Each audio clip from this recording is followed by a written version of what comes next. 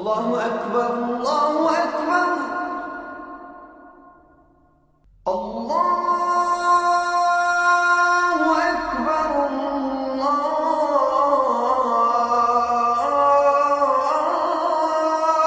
اکبر اشہد ان لا الہ الا اللہ۔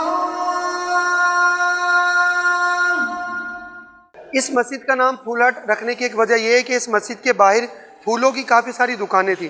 دعوت اسلامی کا جو ملتان میں اجتماع شروع ہوا الحمدللہ وہ بھی اسی مسجد سے شروع ہوا، پھر یہ مسجد چھوٹی ہو گئی، پھر دعوت اسلامی کا اجتماع مزید آگے بڑھتا آگے چلتا رہا۔ تقریباً 800 کے قریب مسجد میں نمازیوں کی تعداد ہے۔ میرا نام غلام حیدر اتاری ہے۔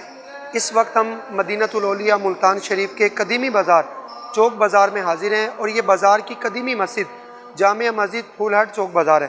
اس کو تقریباً 200 سال سے زائد ہو چکے ہیں۔ ماشاءاللہ آپ دیکھ سکتے ہیں کتنی خوبصورت اور کتنی محنت سے یہ مسجد بنائی گئی ہے۔ اس مسجد کا نام جامع مسجد چشتیہ صابریہ پھول ہٹ چوک بازار ہے۔ ہمارے مدینۃ الاولیاء ملتان شریف میں جس طرح دیگر مزارات قلعہ وغیرہ ہے ان کی مغل دور کی جیسے تعمیرات ہیں، تو اس مسجد کو بھی اسی طرح مغل دور کی تعمیرات سے بنایا گیا، اور الحمدللہ پاکستان بھر سے کئی لوگ اس مسجد کی خوبصورتی کو دیکھنے کے لیے آتے ہیں۔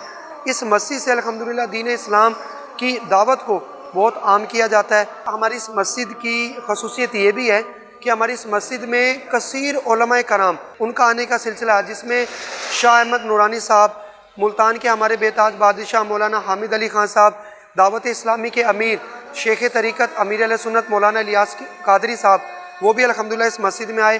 ہمارے خیر المعاد جو مدرسہ ہے ملتان کا، اس کے مدرس ہیں مفتی محمد اسلم علی فیضی صاحب، وہ عصر کی نماز کے بعد الحمدللہ یہاں پر درس قرآن بھی دیتے ہیں۔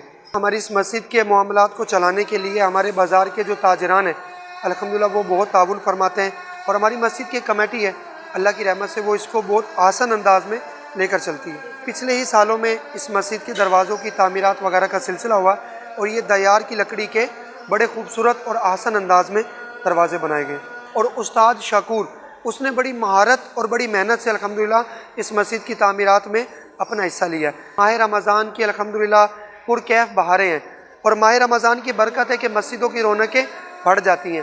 یہ مساجد کی خوبصورتی کا ایک حصہ ہے کہ مساجد کی خوبصورتی کو دوبالا کرنے کے لیے مختلف آیات کریمہ اللہ عز و جل کا، اس کے پیارے محبوب کا، صحابہ کرام کا، اولیاء کرام کے نام وغیرہ مساجد میں الحمدللہ آپ دیکھ سکتے ہیں لکھے ہوئے ہیں۔